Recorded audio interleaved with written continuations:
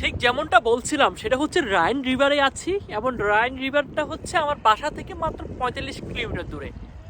আমার বাসার পাশেও কিন্তু রাইন রিভার আছে, কিন্তু ওই রিভারটা ঠিক এখানে পর্যন্ত এসে গেছে।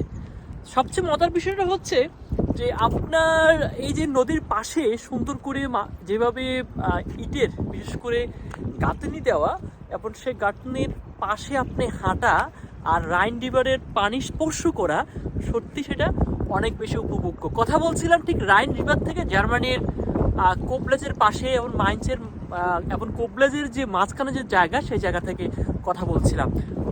দুই পাশে, এক পাশে কিন্তু পাহাড়, ঠিক আমার পিছনে কিন্তু পাহাড় দেখা যাচ্ছে, আর আমার কিন্তু এই পাশটা তো আমি যদি দেখে রাখি, এই পাশটা তো কিন্তু পাহাড়।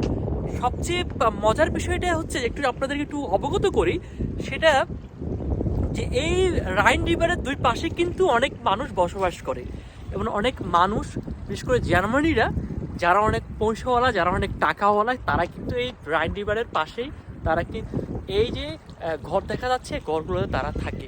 আমি যদি আরেকটু এই পাশটাতে দেখাই, তাহলে দেখবেন কিন্তু এই পাশেও কিন্তু অনেকগুলো ঘর আছে, বিশেষ করে আমার পিছনে কিন্তু অনেকগুলো ঘর আছে, এবং আমি দাঁড়িয়ে আছি ঠিক রাইন রিভারের পানির পাশে।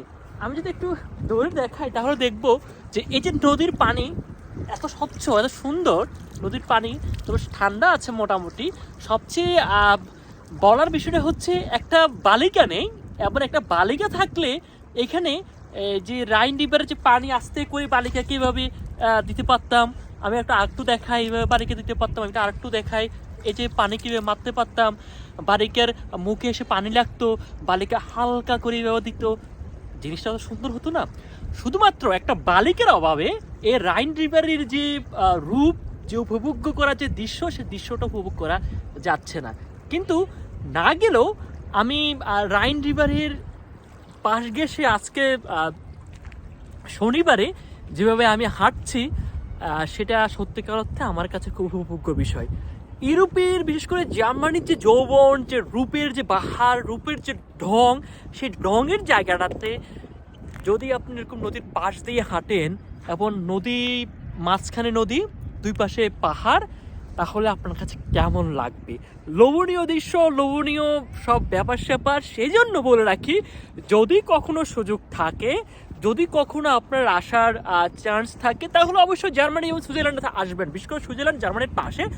আমি গত গ্রীষ্মে সুইজারল্যান্ডে গিয়েছিলাম 5 দিনের জন্য, এবং আমার কাজে, যার কারণে আমি দেখেছি যে বুন্ডেসজের পাশে পাশে যে জায়গা, সেই জায়গাটা সত্যিকার অর্থে অনেক বেশি উপভোগ্য, অনেক বেশি অসাধারণ। আকাশটা নীল, এবং নীল আকাশ, দুই পাশে পাহাড়, মাঝখানে নদী, আর নদীর মাঝখানে পাহাড় এবং নদীর পাশে দাঁড়িয়ে আমি বিপ্লব। সত্যিটা অসাধারণ দৃশ্য। শুধু একটা বালিকার অভাবে, শুধু একটা বালিকা নেই বলে আজকে আমার হয়তো এখানে যে জার্মানির যে রূপের যে যৌবন, সৌন্দর্য, সে সৌন্দর্য উপভোগ করা হচ্ছে না। কিন্তু আপনার বালিকা থাকলে আপনি অবশ্যই এসে যান, জার্মানিতে দেখেন, জার্মানির রূপ উপভোগ করেন, আর অবশ্যই সে রাইন রিভারের পানি দিয়ে এভাবে হালকা করে মুখে ছিটিয়ে দিবেন। তারপরে কত মজা, কত সুন্দর দৃশ্য, কত না সুন্দর চির যৌবনের কথা। আমি ঠিক এখানে একটা জিনিস মাঝে মাঝে ভাবি, যখন যৌবনের কথা আসলো, যে বাংলাদেশের কবিরা, বিশেষ করে রবীন্দ্রনাথ, নজরুল, জীবনানন্দ দাশ, কিংবা অন্য কোনো কবি যদি এখানে জন্মগ্রহণ করতো, তাহলে তারা হয়তো এই জার্মানির রূপে মুগ্ধ হয়ে অনেক বেশি কবিতা লিখত। তবে জার্মানির যে শীতকালের যে দৃশ্য, সেই শীতকালের যে ঠান্ডা, এটা বিশ্রী রকম খারাপ, এবং শীতকালটা অনেক বাজে রকম, মানুষকে কাঁপিয়ে রাখে, ঝাঁপিয়ে রাখে, বিশেষ করে মানুষকে আবৃত করে রাখে।